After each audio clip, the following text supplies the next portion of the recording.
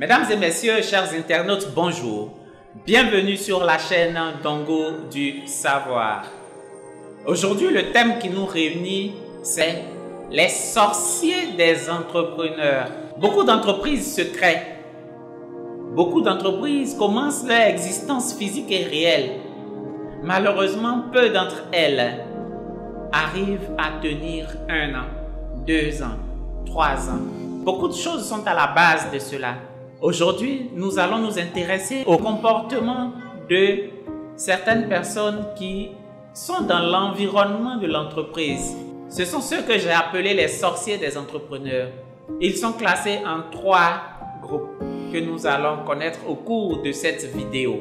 La première catégorie, c'est la catégorie des sorciers qui aiment la gratuité. Et oui, les petits vendeurs en payent un grand prix. Vous vendez des vêtements, vous vendez des draps, tout ce que vous vendez, ils veulent ce que vous vendez, mais ils le veulent gratuitement.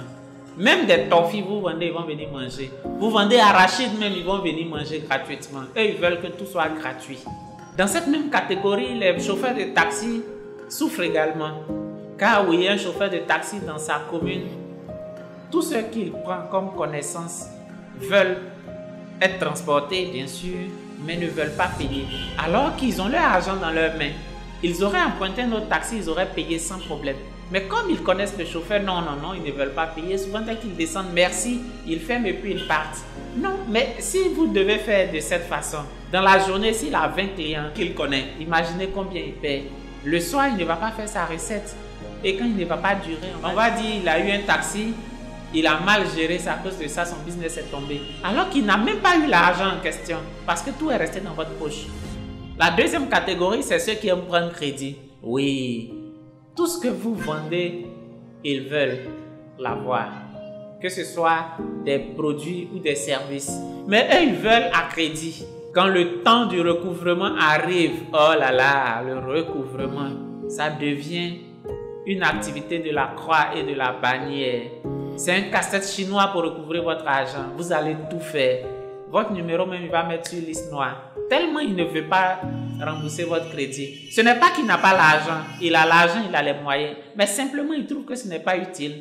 Il a déjà votre bien, il a déjà utilisé votre service. Qu'est-ce que vous voulez? Les boutiquiers également sont victimes de cette forme de sorcellerie.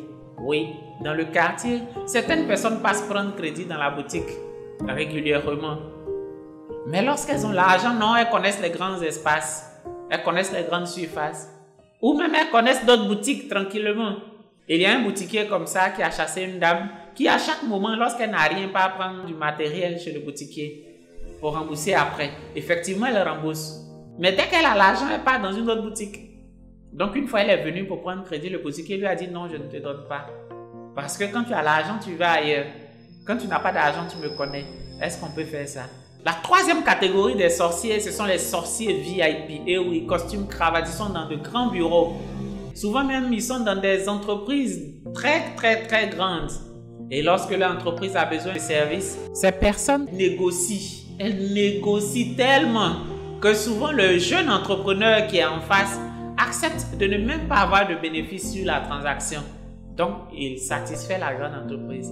Je ne dis même pas que le monsieur ou la dame complète quelque chose dessus pour déclarer à son entreprise. Non, je ne parle même pas de ceux-là. Elle ne complète rien. Ça veut dire quoi? Si la prestation devait coûter 100 000, elle fait tout pour avoir la prestation à 70 000. Ce qui veut dire que les 30 000 qui devaient être là-dessus, c'est le bénéfice du jeune entrepreneur. Ça part en fumée. Donc, elle a la prestation à 70 000. Elle déclare 70 000 à son entreprise. À son entreprise qui n'a pas faim d'ailleurs. À son entreprise qui n'a pas de problème de trésorerie. À son entreprise qui sait que cette prestation-là, ça coûte 100 000 en réalité. On ne va pas faire augmentation de salaire à cette personne. On ne va pas lui donner de prime parce qu'elle a envoyé le bien ou le service à 70 000. Elle est simplement heureuse parce que le jeune entrepreneur n'a pas eu le bénéfice. Et le jeune entrepreneur, comme il se dit, c'est une grande entreprise, il va peut-être profiter des prochains marchés. Il accepte. Donc, il vit sans bénéfice. Et l'autre est contente. Alors qu'en réalité, elle a tué un entrepreneur. Nous venons de voir comment est-ce que la gratuité, le crédit irrécupérable et le fait de ne pas payer le juste prix tuent nos entrepreneurs en Côte d'Ivoire. Maintenant que nous le savons, nous pouvons changer de fusil d'épaule. Si on était des sorciers avant, choisissons de venir à la lumière. Soyons une bénédiction pour nos frères, pour nos sœurs.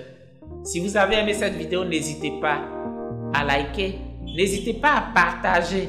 Et si vous connaissez des méthodes qui font couler les entrepreneurs en Côte d'Ivoire, mettez-la en commentaire.